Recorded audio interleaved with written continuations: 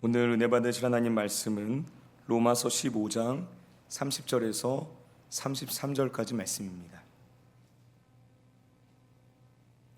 로마서 15장 30절에서 33절까지 말씀입니다.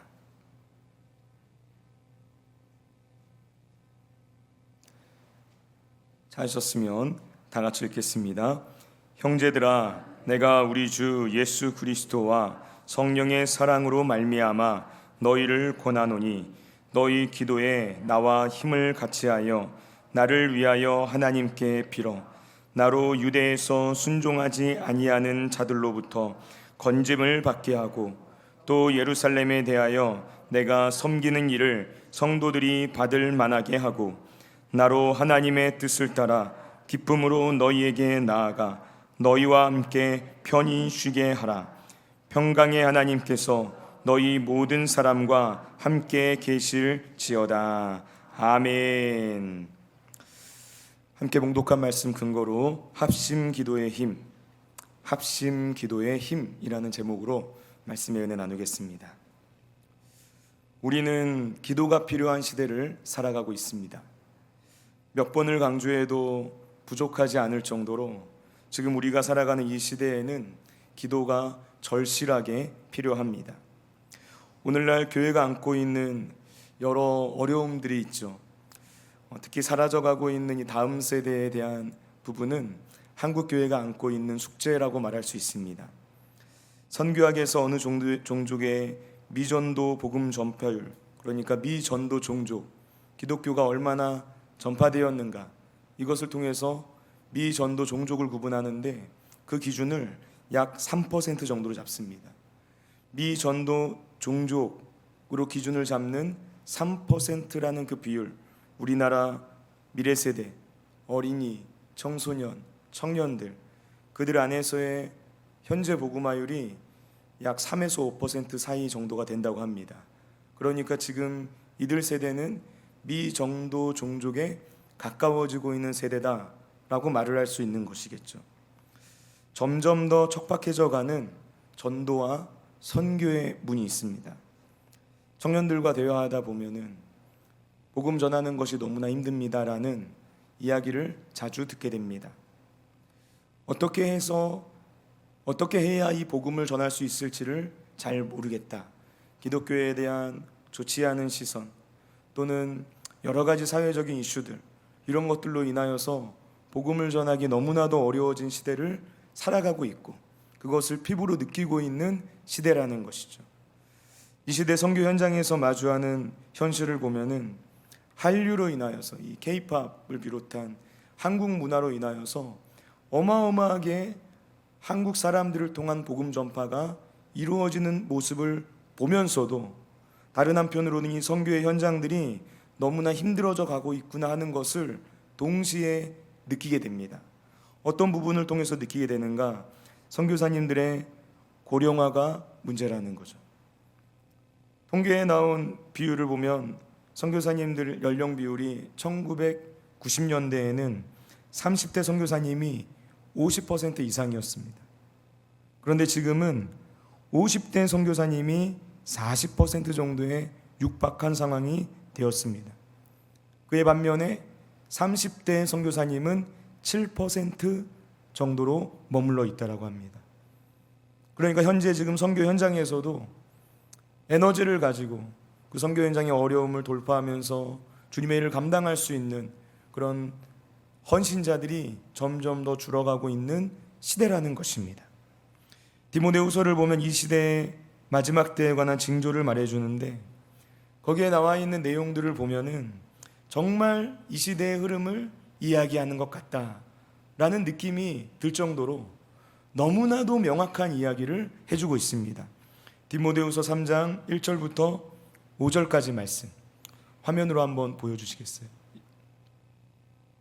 디모데후서 3장 1절부터 5절까지 말씀입니다.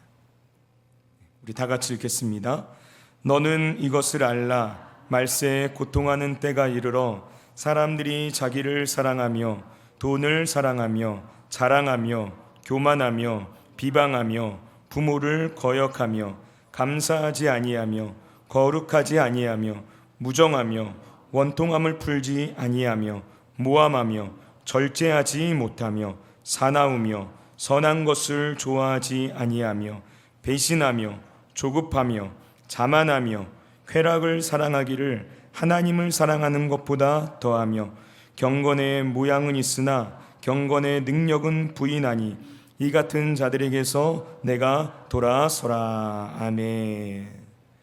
여러분, 지금 우리가 살아가는 시대가 어떻게 변화되어져 가고 있는지, 특별히 마지막 때가 되면 될수록 어떤 식으로 이 시대의 흐름이 이어져 가고 있는지를 명확하게 보여주는 말씀입니다.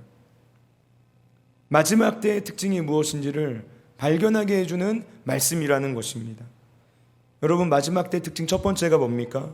잘못된 사랑을 한다는 겁니다. 잘못된 사랑을 한다. 하나님보다 다른 무언가를 더 사랑한다는 것이죠. 마지막 때가 되면 사람들이 가장 사랑하는 대상이 하나님이 아니게 됩니다. 하나님보다 자기 자신을 더 사랑합니다. 하나님보다 돈을 더 사랑합니다. 하나님보다 쾌락을 더 사랑하게 된다는 것입니다. 하나님에 의하여 창조된 인간이 마땅히 사랑해야 할 대상은 나를 만드신 창조주 하나님이죠. 그리고 그 하나님의 형상을 본따 만들어진 사람을 사랑해야 합니다. 하나님 사랑과 이웃 사랑입니다. 하나님을 사랑하고 이웃을 사랑하는 것, 예수님께서 가르쳐 주신 율법의 핵심입니다. 그리스도인들이 마땅히 사랑해야만 하는 너무나도 분명한 대상이라는 거예요. 그런데 디모데후서 말씀을 보면은 이 마지막 때에 자기 자신과 돈과 쾌락을 하나님보다 더 사랑하는 사람들이 넘쳐나게 될 것이다 라고 이야기하고 있는 거예요. 자신은 끔찍하게 아끼면서도 타인의 고통에는 무감각해지는 시대가 된다라는 겁니다. 돈만 있으면, 돈만 많이 벌면 어떤 일이든 해도 좋다라는 물질 만능주의에 빠지게 된다는 거예요. 법도 윤리도 도덕도 양심도 없이 그냥 한순간의 쾌락과 즐거움만을 쫓아 살아가는 사람들이 나타나게 될 것이다. 이것이 마지막 때의 특징이라는 것이죠. 마지막 때의 특징 두 번째는 뭡니까? 경건의 모양만 있고 경건의 능력은 부인한다는 겁니다. 여기서 경건의 모양이란 무엇일까요? 원어를 보면은 이 모양이라는 단어는 문자적으로 윤곽, 외양, 겉모습을 뜻하는 말입니다.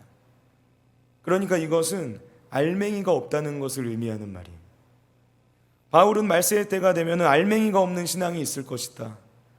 내실이 없는 가짜 경건이 범람하게 될 것이다. 이것을 말하고 있는 겁니다.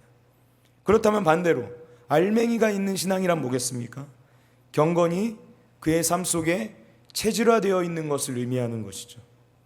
진리의 말씀 그대로 내가 실제 그 말씀대로 순종하며 살아가는 삶의 현장이 있는 겁니다. 이것이 바로 경건의 능력입니다. 말세의 때가 이르렀을 때 기독교의 모습, 곧 오늘날 이 시대의 기독교의 모습 속에서 우리는 이런 모습을 찾아볼 수 있다는 거예요. 경건의 모양과 경건의 능력이 서로 대립하고 있습니다. 경건의 모양은 있는데 경건의 능력은 없는 사람이 있습니다. 겉으로 봤을 때는 신앙을 가지고 있는 것처럼 보이는데 실제로 그 내면을 들여다보면 형식과 습관과 껍데기만 남아있는 종교생활만 하는 그런 상황이 있을 수 있다는 거예요.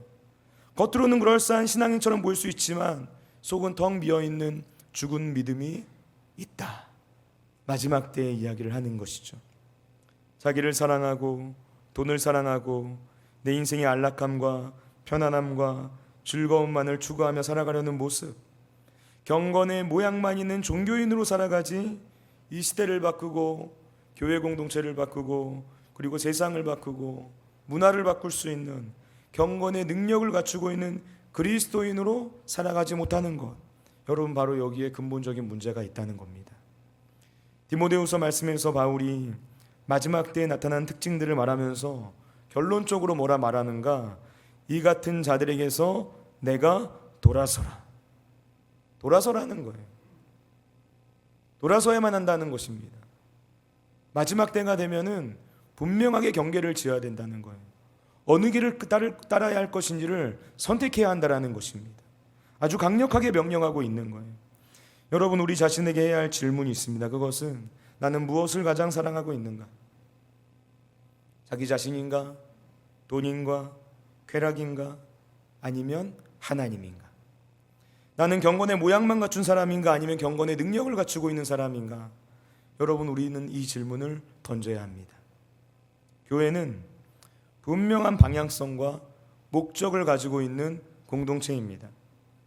교회는 세상의 조직이나 단체와는 분명히 다릅니다. 그렇기 때문에 교회를 세상의 논리로 끌고 가려고 해서는 안 됩니다. 세상에 존재하는 어떤 조직이나 단체에서 적용하는 방법으로 교회를 세워나가려고 해서는 안 된다는 것입니다. 교회는 영적인 공동체입니다. 교회는 사람이 아니라 하나님께서 세우시는 공동체입니다. 세상에서 기업을 경영하는 논리, 사람의 마음을 사로잡는 기술, 이런 것으로 세워갈 수 있는 공동체가 아니라는 것이죠. 교회는 무엇으로 세워집니까? 영원한 진리인 하나님의 말씀으로 세워집니다. 그리고 영적인 세계를 돌파하고 영적인 세계의 문을 열 수 있는 기도를 통하여 세워지는 겁니다. 말씀과 기도가 핵심이라는 겁니다. 여러분, 교회는 어떤 일을 해야 합니까? 답은 너무나도 간단합니다. 예수님께서 하신 일을 하면 되는 것입니다. 그렇다면 예수님께서 어떤 일을 하셨습니까? 마태복음 9장 35절 말씀이 너무나도 일목요연하게 예수님께서 하신 일이 무엇인지를 말해줍니다. 마태복음 9장 35절 말씀 이렇게 말합니다. 예수께서 모든 도시와 마을에 두루 다니사 그들의 회당에서 가르치시며 천국 복음을 전파하시며 모든 병과 모든 약한 것을 고치시니라. 예수님께서 하신 일입니다. 가르치시는 일, 하나님의 말씀을 가르치시는 일을 했습니다. 천국 복음을 전파하셨습니다. 전도를 하셨습니다. 그리고 모든 병과 약한 것을 고치셨습니다. 치유하고 회복시키는 사역을 하셨습니다. 주님의 몸된 교회로서 우리가 해야 할 일이 무엇인지를 보여주는 말씀이죠. 하나님의 말씀을 가르치고 복음을 전파하고 병들과 아파하는 인생들을 회복하고 치유하는 일을 해야 하는 것입니다. 바로 이것이 이 시대 가운데서 우리가 해야만 하는 일이라는 거예요. 그런데 여기서 중요한 것이 있습니다. 그것은 이 모든 것들은 인간의 능력과 지혜로는 할 수 없는 일이라는 거죠. 반드시 하나님께서 하셔야 합니다. 여러분, 그렇기 때문에 기도가 필요한 거예요. 여러분, 기도는 모든 일의 시작을 내가 아니라 하나님께 두는 행위다라고 말할 수 있습니다. 기도에 힘쓰는 사람, 기도에 힘쓰는 공동체는 내 힘과 능력으로 어떤 일을 감당하려고 하지 않습니다. 먼저 하나님께 하나님의 뜻이 무엇인지를 묻는 과정이 있습니다. 그리고 귀를 기울입니다. 그러면 알게 됩니다. 하나님의 뜻이 무엇인지를 깨닫게 됩니다. 그리고 그 하나님의 뜻에 순종하면 하나님께서 친히 모든 일을 준비하시고 그 일을 실행시키시고 그 일을 이루시는 놀라운 하나님의 역사가 이루어진다는 것입니다. 여러분, 성경에는 수많은 기도의 사람들이 등장합니다. 모세는 하나님의 심판을 직면해 있는 이스라엘 백성들을 위해 중보기도를 했습니다. 한나는 사사시대라는 이 영적 암흑기를 돌파하게 만드는 인물인 사무엘을 낳기 위해 간절히 기도했던 사람입니다. 사무엘은 내가 기도하기를 쉬는 죄를 범하지 않겠습니다라고 간구했었던 기도의 사람이었습니다. 다윗은 시편을 쓴 사람입니다. 그의 입에서부터 나오는 찬양이 곧 기도가 되었고 말씀이 된 것입니다. 다윗은 늘 기도하는 사람이었고 그래서 하나님의 마음에 합한 사람이다라고 불리게 되었습니다. 이외에도 너무나도 많습니다. 성경에 나오는 믿음의 사람들은 모두 다 기도를 통해서 문제를 해결했고 하나님의 살아계심을 체험했습니다. 심지어 하나님이시며 하나님의 아들이신 예수님조차도 밤을 새워가면서 기도하셨습니다. 기도는 우리의 신앙에 있어서 결코 빼놓을 수 없는 너무나도 중요한 영역을 차지하고 있다는 것입니다. 오늘 본문 말씀을 기록한 사도 바울도 예외가 아니죠. 바울이 감당해야만 했던 그 엄청난 사역, 이방인의 사도로 부름받아서 온갖 고난과 고초를 겪어야만 했었던 그 선교의 여정 가운데 그가 얼마나 많이 기도해야만 했을까요? 우리는 충분히 생각할 수 있다는 것입니다. 그런데 오늘 본문 말씀을 보니까 바울이 그냥 혼자서 기도한 것이 아니구나 하는 것을 알 수 있습니다. 본문에서 바울은 로마 교회 성도들에게 기도를 부탁하고 있습니다. 그런데 우리는 바울이 로마 교회 성도들에게 기도를 부탁하는 내용을 잘 살펴볼 필요가 있습니다. 왜냐하면 이 기도는 그냥 나를 위해 기도해 주세요 하는 그런 수준의 기도가 아니었기 때문이죠. 여러분, 오늘 본문 로마서 15장 30절 말씀, 우리 30절 말씀 다 같이 읽겠습니다. 형제들아, 내가 우리 주 예수 그리스도와 성령의 사랑으로 말미암아 너희를 권하노니 너희 기도에 나와 힘을 같이하여 나를 위하여 하나님께 빌어. 아멘. 여러분, 지금 바울이 너희 기도에 나와 힘을 같이하여 라고 말하고 있습니다. 이 기도는 어떤 기도입니까? 힘을 같이하는 기도라는 거예요. 힘을 같이하는 기도. 여기서 힘을 같이하다라는 말은 전쟁 용어입니다. 함께 싸우다, 함께 투쟁하다, 이런 뜻을 가지고 있는 말입니다. 지금 바울은 자기와 함께하고 있는 로마 교회 성도들을 자기와 생사를 같이 하는 전쟁터의 동료로, 전우로 묘사하고 있는 거예요. 기도를 그냥 단순히 어떤 종교적인 행위로 보고 말하는 것이 아니라 전투로 묘사하고 있습니다. 전투란 무엇입니까? 이기고 지는 문제라는 거죠. 살고 죽는 문제라는 겁니다. 전쟁터에서 목숨을 걸고 싸우듯이 자신과 함께 힘을 모아 기도해야만 합니다. 로마 교회를 향해 이 기도의 부탁을 하고 있는 거예요. 에베소 6장 12절 말씀 이렇게 말합니다. 우리의 씨름은 혈과 육을 상대하는 것이 아니요 통치자들과 권세들과 이 어둠의 세상 주관자들과 하늘에 있는 악의 영들을 상대함이라. 우리는 하나님 나라의 군사입니다. 우리의 싸움은 혈과 육을 향한 싸움이 아니라는 거예요. 우리의 싸움의 대상은 이 땅에 있는 것이 아닙니다. 하늘에 있는 악한 영들입니다. 그래서 우리는 칼과 총, 칼이나 총으로 싸우는 것이 아니라는 거죠. 여러분, 우리는 무엇으로 싸웁니까? 기도로 싸운다는 거예요. 기도하는 것 자체가 치열한 전투라는 것입니다. 여러분, 예수님께서 기도에 전념하셨던 이유가 바로 여기에 있습니다. 예수님께서 보여주신 영적 전쟁의 승리는 매일매일 보이지 않는 기도의 현장에서 결정되었다라는 사실을 우리는 기억해야 합니다. 예수님께서 아침과 저녁으로 하나님 아버지 앞에 엎드렸던 그 기도의 자리, 하나님과의 깊은 교제의 자리, 거기에서 영적 전쟁의 승패가 결정되었습니다. 믿음의 길, 사명의 길에는 그 길을 가로막는 방해가 있습니다. 먼저 외부로부터의 방해가 있습니다. 예수님께서 십자가의 길을 걸어가야 되겠다라고 제자들에게 말씀하시자 예수님의 수제자인 베드로가 절대로 그럴 수 없습니다라면서 예수님의 길을 가로막았습니다. 그때 예수님께서 사탄아 물러가라 말씀하시면서 꾸짖으셨습니다. 십자가의 길을 걸어가고자 할 때, 사명의 길을 걸어가고자 할 때 외부로부터 다가오는 유혹이 있다는 거예요. 내적인 어려움이 있습니다.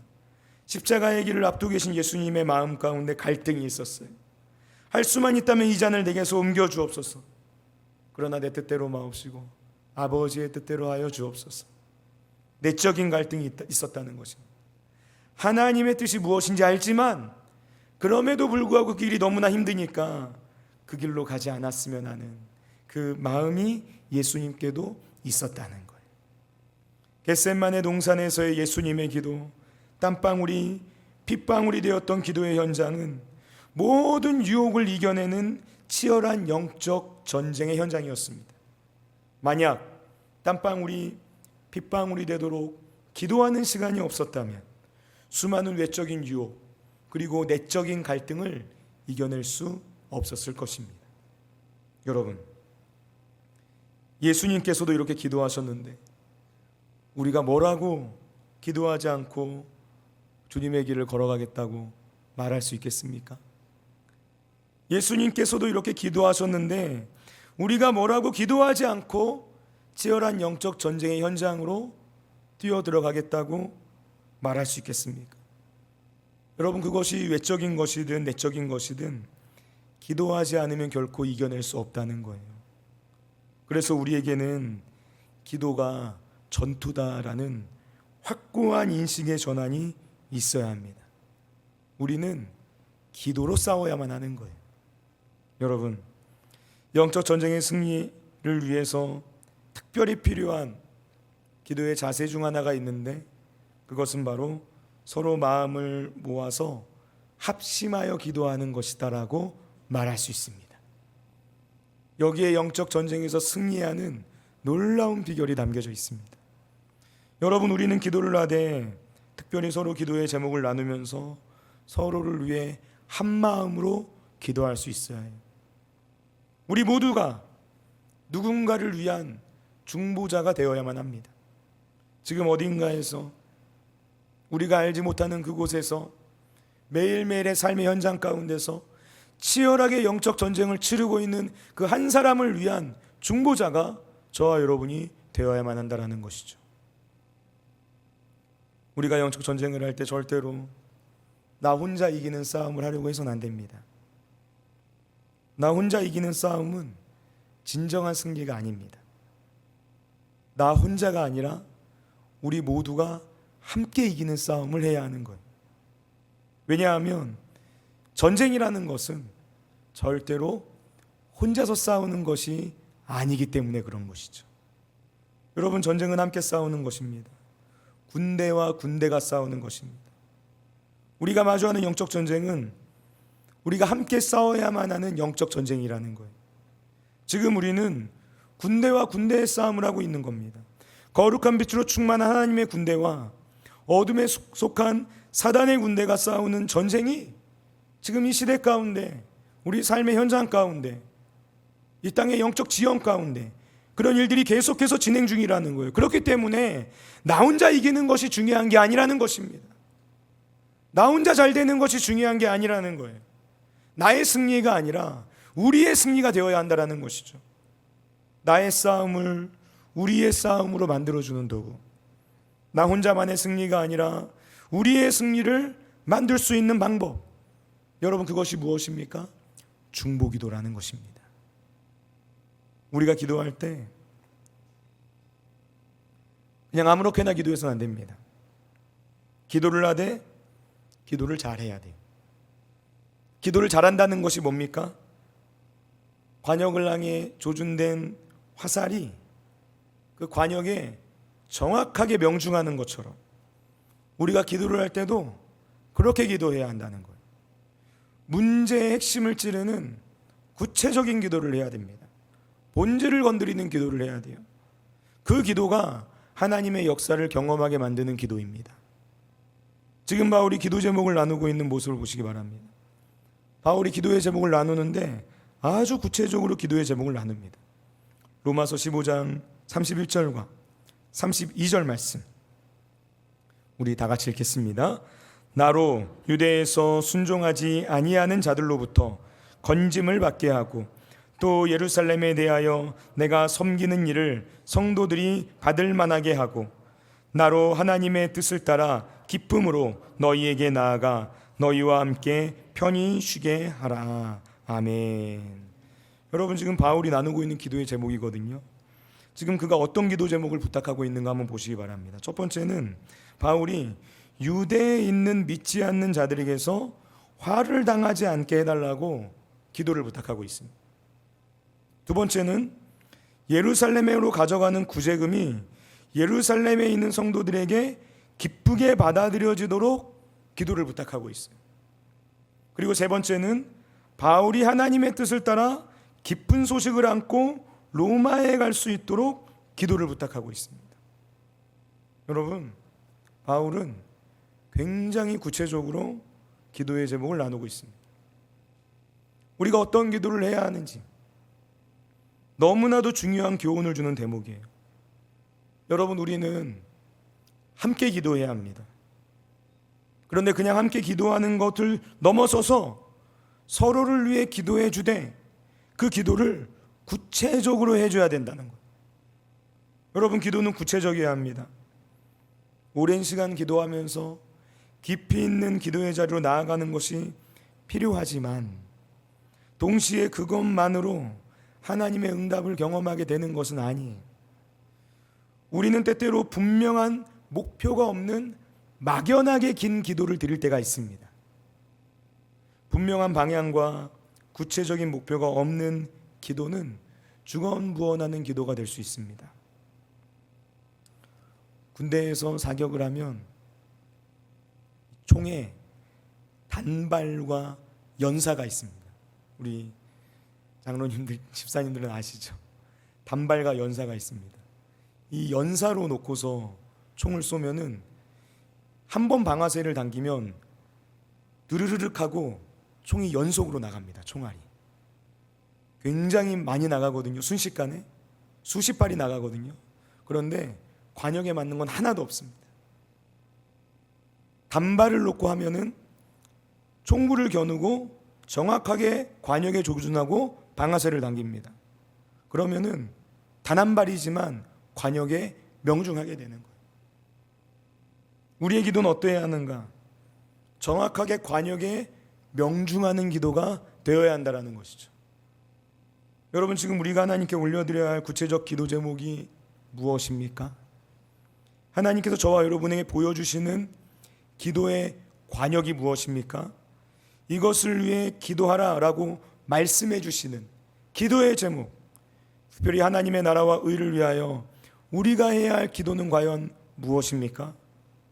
여러분, 우리는 마음을 합해서 함께 기도해야 합니다.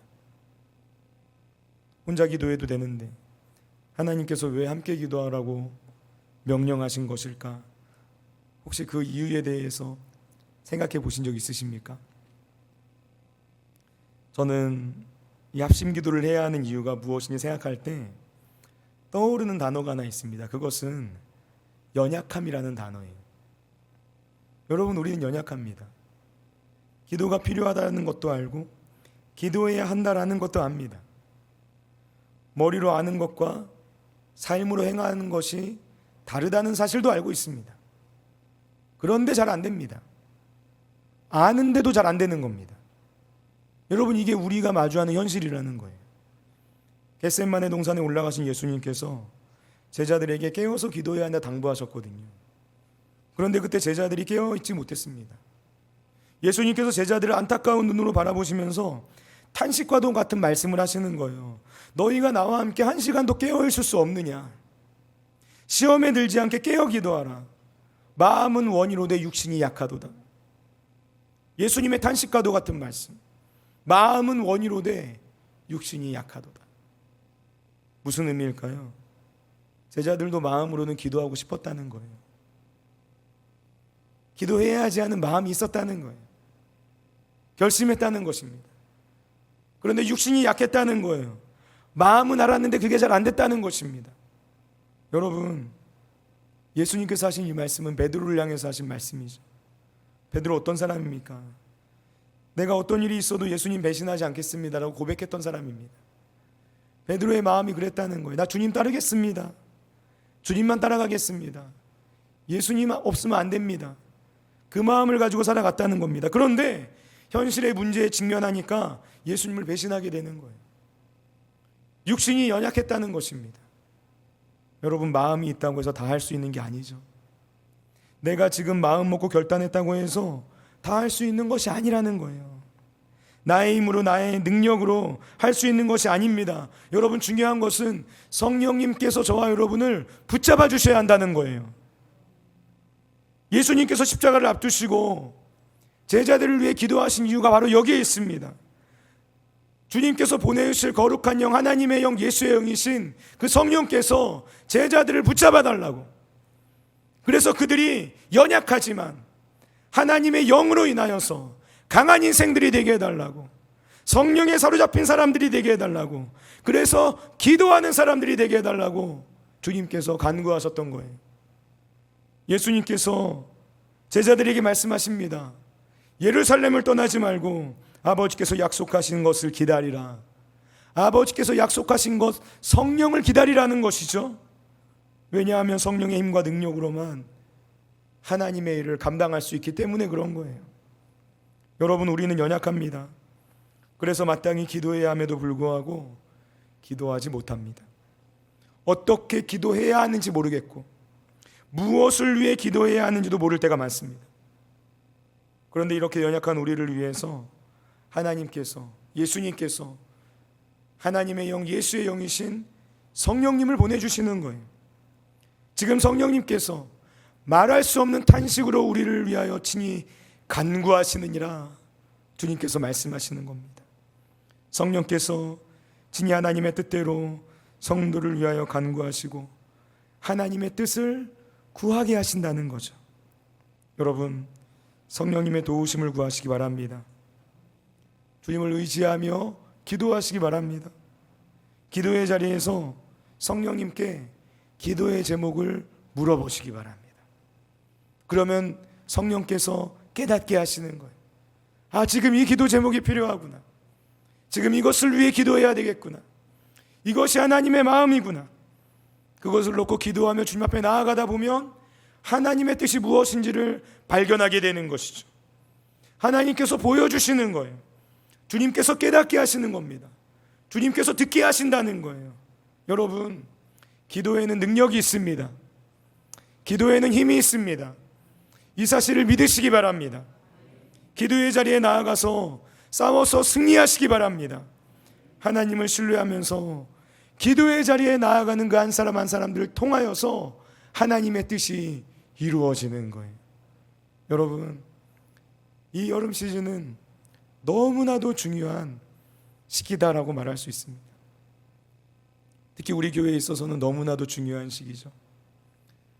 제가 개인적으로 우리 교회에 청빙받으며 기도하는 과정 가운데 하나님께서 마음에 감동으로 주신 것이 있었어요. 2025년 하반기부터가 진짜 사역이 시작되는 시즌이다. 그때부터를 위해 너는 준비를 해야 된다. 하나님께서 마음에 감동을 주셨던 거예요. 여러분, 학생회 청년회 여름 수련회가 돌아오는 주일부터 시작됩니다. 간절히 기도해 주시기 바랍니다. 주님을 만나야 되는 거예요. 믿음의 씨앗이 뿌려져야 되는 겁니다. 주일학교, 여름 성경학교가 8월 말에 계획되어 있습니다. 우리 아이들이 하나님을 경험해야 되는 거예요. 기도하지 않으면 만날 수 없는 겁니다. 환우들을 위해서, 교우들을 위해서 기도해 주시기 바랍니다. 수많은 삶의 현장 가운데 아파하고 눈물 흘리고 슬퍼하고 있는 이들을 위해 우리가 함께 눈물로 기도할 수 있어야 되는 거예요. 그 일을 통하여서 하나님께서 일을 행하시고 하나님의 나라가 확장되는 놀라운 일들을 행하시는 것입니다. 기도하지 않으면 주님의 일을 감당할 수 없죠. 그러나 기도하면 하나님이 일하시는 것이죠. 우리 교회는 기도하는 교회인 줄로 믿습니다. 하나님께서 일하시는 교회인 줄로 믿습니다. 성령으로 충만한 교회인 줄로 믿습니다. 그 믿음을 가지고 기도하며 나아갈 때 하나님의 놀라운 뜻과 계획이 우리 교회를 통하 이루어지는 은혜의 역사가 넘쳐나게 되시기를 예수님의 이름으로 축원을 드립니다.